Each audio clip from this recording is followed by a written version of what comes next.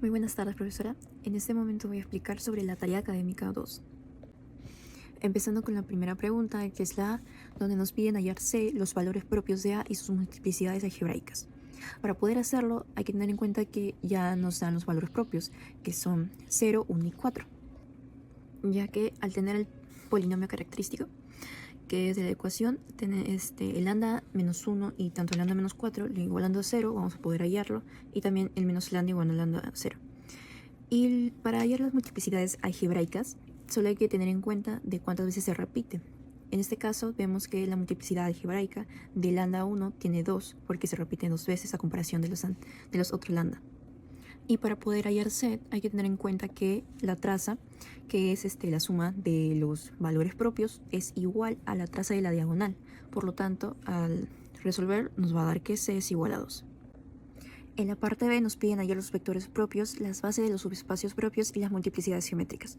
Y esto vamos a tener que hacerlo por cada lambda, empezando con el lambda igual a 0, que esto se tiene que reemplazar en la ecuación característica, y esto nos da a entender que a la matriz hay que restarle en la diagonal. Así que restando, de ahí vamos a tener que escalonarlo para poder simplificarlo junto con los parámetros. Y al simplificarlo y con los parámetros ya teniendo unas ecuaciones, nos vamos a dar cuenta que z es una variable libre. Así que al tener esto en cuenta ya tendríamos nuestro vector y simplemente hay que factorizarlo con la variable libre, que es z, y al tener esto nos va a dar ya nuestro vector propio correspondiente, que es 0, menos 2, 1 y 0. Ahora para que esto cumpla que sea una base hay que tener en cuenta que es LI y que también genera ese subespacio propio. Por lo tanto, este sí cumple con los requisitos. Por lo tanto, es una base. Ahora con las multiplicidades geométricas, simplemente al tener que z es nuestra variable libre, una variable libre es igual a las multiplicidades geométricas. Y al tener esto que son iguales, simplemente se puede decir que la multiplicidad geométrica es 1. Y así con respecto al lambda igual a 1, vamos a tener que reemplazar en la ecuación característica para de ahí restarlo en la matriz de la diagonal, y al ir escalonando nos va a dar las ecuaciones con los parámetros. Y en este caso nos vamos a dar cuenta que tenemos dos variables libres, que son tanto x y w. Así que al factorizarlo nos daría los dos vectores propios correspondientes, que es 1, 0, 0, 0, 0, 0, 1. Y para que estos sean base, hay que tener en cuenta que es LI, por lo que, o sea, que un vector no depende del otro. Y también genera ese subespacio, por lo tanto sí cumple. Y tanto la multiplicidad geométrica simplemente es, la cantidad de vectores también. Puede decirse que es lo mismo también con las dos variables libres, y por esto vamos a tener que nuestra multiplicidad geométrica es igual a 2. Para lambda igual a 4 hacemos el mismo procedimiento, lo reemplazamos en la ecuación característica para de ahí restarle en la diagonal, y al escalonarlo vamos a tener ya nuestra matriz escalonada, y eso lo vamos a reemplazar con los parámetros y teniendo varias ecuaciones. Y nos vamos a dar cuenta que tanto z es una variable libre, ya que los demás tienen restricciones. Entonces vamos a tener nuestro vector. Y nuestro vector simplemente hay que factorizarlo con nuestra variable libre y nos va a dar nuestro vector propio, que es 0, 2, 1, 0. Y esto también es una base, ya que es LI linealmente independiente y también genera ese subespacio. Nuestra multiplicidad geométrica va a ser igual a 1, ya como habíamos dicho, que es tanto la cantidad de variables libres o también la cantidad de vectores que tenemos en nuestro problema. Para el problema C, ¿se puede tener una base de R4 formada por vectores propios de A?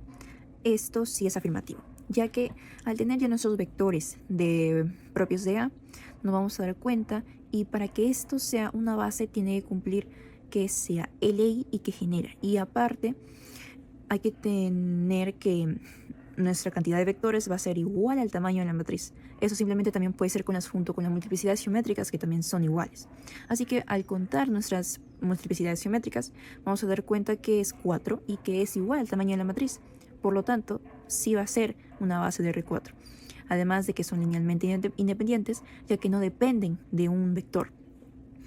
Y también que generan todo ese subespacio que ya habíamos dicho anteriormente. En la parte D nos piden que si A es diagonalizable, justificar nuestra respuesta. En caso esto sea afirmativo, hallar P y D tal que A es igual a P por D por P a la inversa. Para que una matriz A sea diagonalizable, hay que tener en cuenta de que sean linealmente independientes y también que las multiplicidades, tanto geométricas como algebraicas, sean iguales. Así que al ponerlo e igualarlo con lo que ya habíamos hallado anteriormente, vamos a determinar que nuestras multiplicidades son iguales para cada lambda.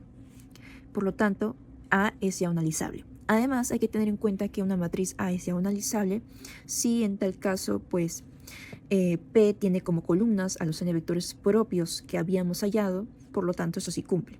Y también que la matriz diagonal simplemente está formada por los valores propios que hemos tenido en nuestra ecuación característica.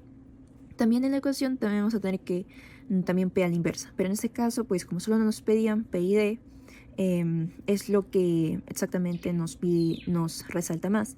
Pero aún así, al tener P a la inversa, eso también tiene que tener, ya que esto tiene que volver de vuelta a la base canónica. Por lo tanto, A se reconstruye y sí es diagonalizable. En la parte E nos piden hallar una base para el subespacio propio asociado a lambda igual a 1, su dimensión y 3 elementos de este subespacio. Bueno, justamente anteriormente ya habíamos resuelto con lambda 1 y teníamos nuestros dos vectores propios linealmente independientes, los cuales son los de 1, 0, 0 y 0, 0, 0, 1. Ambos son linealmente independientes y generan ese subespacio, como ya habíamos dicho. Su dimensión simplemente va a ser la cantidad igual de vectores que esto sí o sí tiene que cumplir para que sea una base. Por lo tanto, su dimensión va a ser igual a 2. Y 3 elementos como ejemplo de este subespacio, simplemente vamos a tener que igualarlo en los parámetros. Y al multiplicar los parámetros y sumarlos, vamos a tener esos elementos que conforman ese subespacio. Y simplemente al tener en cuenta esto, que están en un plano de R4, ya que todos esos vectores conforman ese plano.